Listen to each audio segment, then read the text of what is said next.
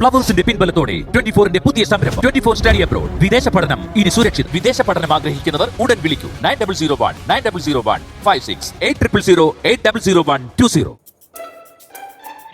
എന്തോടാ പ്രശ്നം? എന്തോ പ്രശ്നം? പ്രശ്നം രാവിലെ തുടങ്ങിയതാ. ഫോൺ വിളിയോട് ഫോൺ വിളി. രാവിലെ തുടങ്ങിയൊന്നുമില്ല, ഇന്നലെ രാത്രി തുടങ്ങിയതാണ് പ്രശ്നം. സംഭവം 2-3 മാസമായിട്ട് വേറെ പ്രശ്നമൊന്നും ഇല്ലായിരുന്നല്ലോ. ഇതിപ്പോ പുതിയതായിട്ട് എടുത്തങ്ങ് വെച്ചു കൊടുത്ത്. അങ്ങനെയാണെങ്കിൽ ആ ദേഷ്യം മൊത്തം നമ്മളെ വെള്ളോട്ട് തീർക്കും. ഒന്ന് അങ്ങോട്ട് പറയാൻ പോണ്ട. അങ്ങോട്ടൊന്നും പറയാൻ പോയില്ലെങ്കിലും ഇങ്ങോട്ട് വന്ന് കയറിക്കോളും.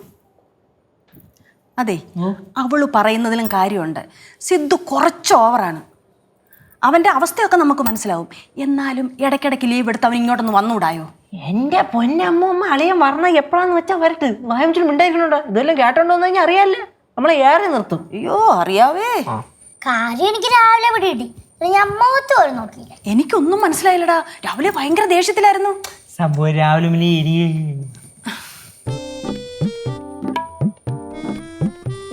എന്താ മക്കളെ? എന്താ മക്കളെ, എനിക്ക് കെട്ടുപ്രായം ആവണതിന് മുന്നേ കെട്ടാൻ വേണ്ടി ഒരു ചെറുക്കനെ കൊണ്ടുവന്ന് മുമ്പിൽ നിർത്തി. വീട്ടുകാരെ സങ്കടപ്പെടുത്തണ്ടല്ലോ എന്ന് വിചാരിച്ചിട്ട് കെട്ടാൻ വേണ്ടി തല കുനിച്ചു കൊടുത്ത്. ഇപ്പതേ എന്റെ ജീവിതം കോഞ്ഞാട്ട. നല്ല പ്രായത്തിലല്ല ഒളിച്ചോടി പോവായിരുന്നെങ്കിലാ. അത് ഞാൻ ചിന്തിച്ചില്ല. പൊട്ട ബുദ്ധി. വീട്ടുകാർക്ക് വിഷമാവുമല്ലോ, അല്ലെങ്കിൽ കുടുംബക്കാർക്ക് നാട്ടുകാർക്കൊക്കെ വിഷമാവുമല്ലോ എന്ന് വിചാരിച്ച് ഞാൻ അതും ചെയ്തില്ല. ഇതൊക്കെ അങ്ങ് ചെയ്താ മതിയായിരുന്നു. അതെങ്ങനെയാ? പടവലം വലിയ കുടുംബക്കാര്, കൊട്ടാരം പോലത്തെ ശൂലം കൂടി വീട്ടുകാര്, എല്ലാവരും തല ഉയർത്തി നെറ്റിപ്പട്ടം കെട്ടിങ്ങനെ നടക്കുവാണല്ലോ. മനുഷ്യന്റെ ജീവിതം. ചേച്ചി ചേച്ചി ഞാനൊരു കാര്യം ചോദിച്ചോട്ടെ? നീ എന്തോ വെച്ചാൽ എനിക്കെന്താ? ഒളിച്ചോടിപ്പോന്ന കാര്യം പറഞ്ഞോണ്ടാ ചോദിക്കുന്നേ. ഒളിച്ചോടി പോവാൻ ചേച്ചി ആരെങ്കിലും വിളിച്ചായിരുന്നോ?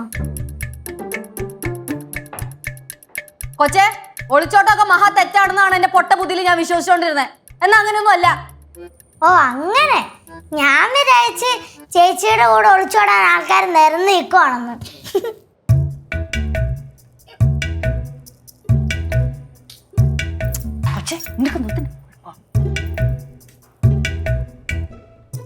അതെ, ലച്ചു സ്നേഹിക്കുവാണെങ്കിൽ എല്ലാരും സ്നേഹിക്കും. വെറുക്കാനാണെങ്കിൽ ഉണ്ടല്ലോ, അത് ആരൊന്നും നോക്കൂല. അച്ഛനൊന്നും നോക്കൂല, അമ്മയൊന്നും നോക്കൂല, കെട്ടിയൊന്നും നോക്കൂല.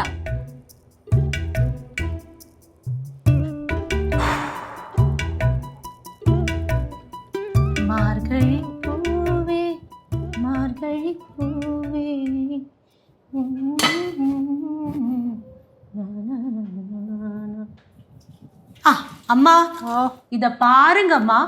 லெச்சு இவ்வளவு நேரமா சாப்பிடவே வரல. இட்லி சாம்பார்லாம் இங்கேயே இருக்கு. തോന്നുമ്പം വന്ന് കഴിക്കട്ടെ. നമ്മൾ വിളിച്ചു കഴിഞ്ഞാൽ പിന്നെ ഇനി അത് മതി ഇന്നത്തേക്കിന്. அம்மா லெச்சு சித்துட்ட சண்டை போட்டிருக்காங்க. நேத்து வரைக்கும் சித்துட்ட ரொம்ப அருமையா சிரிச்செல்லாம் பேசினவ தானே. இன்னைக்கு என்னாச்சு? നമ്മക്കറിഞ്ഞൂടായോ ലച്ചുവിന്റെ സ്വഭാവം. സിദ്ധു അങ്ങനെ ഇങ്ങനൊന്നും വഴക്കുണ്ടാക്കത്തില്ല. ലച്ചുവിന്റെ ഭാഗത്ത് എന്തോ തക്കതായി സംഭവിച്ചിട്ടുണ്ട്. അതുകൊണ്ടാ സിദ്ധു ചൂടാവുന്നത്. அம்மா அப்படியெல்லாம் சொல்ல முடியாது. சித்து வரேன்னு சொல்லிட்டு எவ்வளவு நாள் ஆச்சு? ஒரு 10 நாள் லீவுக்காவது வரக்கூடாதா? ആഹാ, അങ്ങനെ തോന്നുമ്പോ വരാൻ പറ്റുമോ? നീ ആണെങ്കിലേ എത്ര നാളുകൊണ്ട് മധുരയ്ക്ക് പോണമെന്ന് പറഞ്ഞോണ്ടിരിക്കുന്നു. നിനക്ക് പോകാൻ പറ്റുന്നുണ്ടോ? அது என்னோட சூழ்நிலை அப்படி. പൈസ എല്ലാം വേണം താനമ്മാ. അതാ ഞാൻ പറഞ്ഞത്. അങ്ങനെ തോന്നുമ്പോ ചാടി വരാനൊക്കത്തില്ല. ഓരോരുത്തർക്കും ഓരോ സാഹചര്യങ്ങളുണ്ട്. ആ സാഹചര്യങ്ങൾ നമ്മൾ മനസ്സിലാക്കണം. സംഗതി അമ്മൂമ്മ പറഞ്ഞത് ശരിയാണ്. പക്ഷെ അളിയനൊന്ന് ആഞ്ഞു മനസ്സ് വെച്ച് കഴിഞ്ഞാൽ വന്നൂടെ? വിഷയം എന്താണെന്നറിയോ? കമ്പനിയെ പിണക്കണ്ടെന്നും പറഞ്ഞ് അളിയൻ ഈ ലീവിന്റെ കാര്യം സ്ട്രെസ് ചെയ്യാത്തതാണ് വിഷയം. നീ ഇതപ്പോ വന്നോ? ഞാൻ വന്നിട്ട് കുറച്ചു നേരമായി. ഞാൻ പറഞ്ഞതല്ലോ നീ കേട്ടായിരുന്നോ? കേട്ടോണ്ടാണൊരു ഉത്തരം പറഞ്ഞേ. ഞാൻ പറഞ്ഞ കാര്യം ലച്ചുവിനോട് പറ.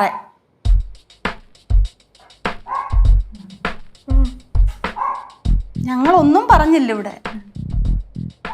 ഇതാ കഴിക്കാവുന്നില്ലേ? ചോദിച്ചില്ല കഴിക്കാവുന്നില്ലേന്ന്. ഞാൻ കേട്ടില്ലേ ചോദിച്ചത്? நான் நினைச்சேன் நீங்க பதில் சொல்லுவீங்கன்னு. லெச்சு இருக்கு, லெச்சு இட்லி சாம்பார் இருக்கு, எடுக்கட்டுமா? വേണ്ട. വേണ്ടെങ്കിൽ പിന്നെ എന്തിനാ ചോദിച്ചേ?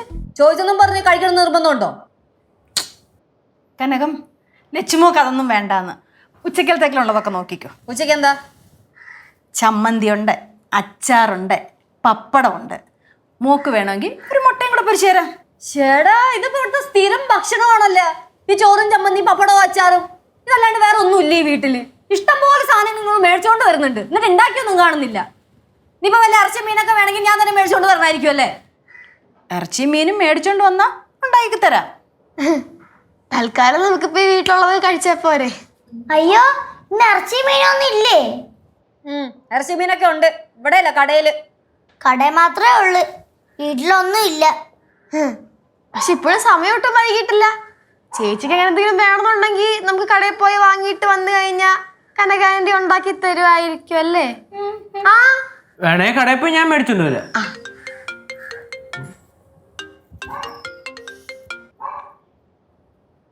ആരാ ചേച്ചി? സിദ്ധോളേനായിരിക്കും. എന്നാ എടുക്കുക ചേച്ചി. എന്തിനെടുത്തിട്ട് അവന്റെ വാലിക്കണ മൊത്തം ഞാൻ കേൾക്കാനാ? லெச்சு சித்து அப்படி இப்படி எல்லாம் சண்டை போட மாட்டான். ചേച്ചി ഏതെല്ലാം പറഞ്ഞാണ്, അതിനുള്ള മറുപടി ആയിരിക്കും സിദ്ധോളേൻ പറഞ്ഞത്. ചോദിച്ചത് നിന്റെ അടുത്ത് ആരെങ്കിലും അഭിപ്രായം? ചോദിക്കാതെ ഇവിടെ എല്ലാവർക്കും അഭിപ്രായം പറയാലോ. ஷோ பாரு கொஞ்சம் பேசாம இரு. லெச்சு நான் கொஞ்சம் நேரமா கேட்கணும்னு நினைச்சிட்டு இருக்கேன். என்ன நீங்க തമ്മിലുള്ള பிரச்சனை? അയ്യോ, ഇതുവരെ ഒരു പ്രശ്നവും ഇല്ല. പക്ഷെ ഇനി അങ്ങോട്ടുണ്ടല്ലോ പ്രശ്നത്തോട് പ്രശ്നമായിരിക്കും. നോക്കിക്കോ, അവങ്ങിടുന്ന് കരയാൻ പോകുന്നേ ഉള്ളൂ. ഇനി എന്റെ പുറകെ നടക്കും, പുറകെ ഇഷ്ടം പോലെ അവനെ വിളിച്ചോണ്ടിരിക്കും. നോക്കിക്കോ, ഞാൻ അവനെ കരയിപ്പിക്കും, ഉറപ്പായിട്ട് കരയിപ്പിക്കും.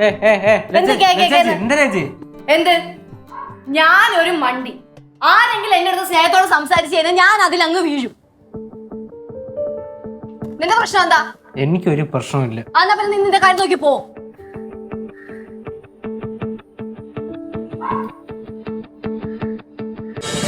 ഫ്ലവേഴ്സ് ഒരുക്കുന്ന കാഴ്ച വസന്തം യൂട്യൂബിൽ പ്രേക്ഷകർക്ക് ലൈവായി കാണാം. ഫ്ലവേഴ്സ് കോമഡിയിൽ ജോയിൻ ചെയ്യൂ, ആസ്വദിക്കൂ.